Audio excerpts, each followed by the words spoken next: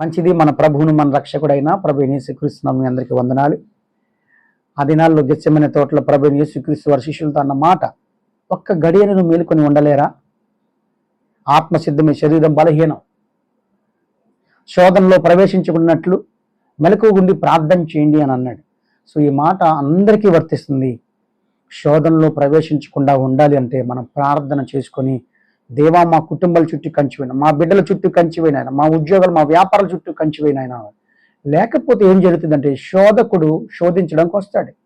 వచ్చి వాడిని శోధించడం, మనం ఒక్కొక్కరికి ఒక్కొక్క బ్యాడ్ హ్యాబిట్ నుంచి వచ్చాం. మనం పూర్వము we are before former days gentiles. మనం పూర్వం అన్ని జనులం కాబట్టి పూర్వం ఒక్కొక్క దానికి మనం లోబడి ఉన్నాం.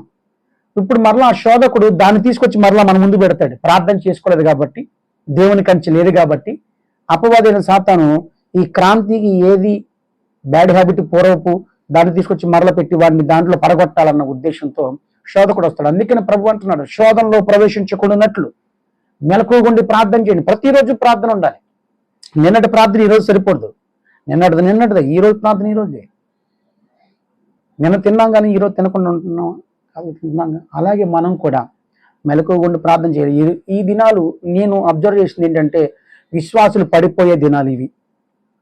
విశ్వాసులు పడిపోయే దినాలు, సంఘాన్ని మానేసే దినాలు, స్తుతులు మానేసే దినాలు ఇవి.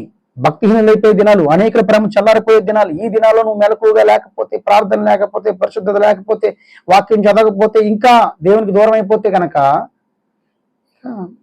శోధకుడు వచ్చి నేను శోధనలో పెట్టి నిన్ను మొదటి స్థితి కంటే కడపటి స్థితి మరి చెడ్డదయ్యేలాగిన లాక్కెళ్ళే ప్రమాదం ఉంది. కాబట్టి ప్రియదేవుని బిడ్డలారా, సంఘాన్ని నిర్లక్ష్యం చేయబాకండి, ప్రార్థన నిర్లక్ష్యం చేయబాకండి, వాక్యాన్ని నిర్లక్ష్యం చేయబాకండి, పరిశుద్ధతను నిర్లక్ష్యం చేయబాకండి, దేవుని కొరకు నిలబడటం విషయంలో నిర్లక్ష్యం చేయబాకండి. చెప్పేటువంటి నేనైనా వినేటువంటి మీరైనా సరే పరలోక రాజ్యంలో ఉండాలన్న కాన్సెప్ట్, గురి వద్దకే పరిగెట్టాలి. పౌలు అంటాడు కదా, నేను గురి లేని వాడి వల్ల పరిగెత్తువాడిని కానని.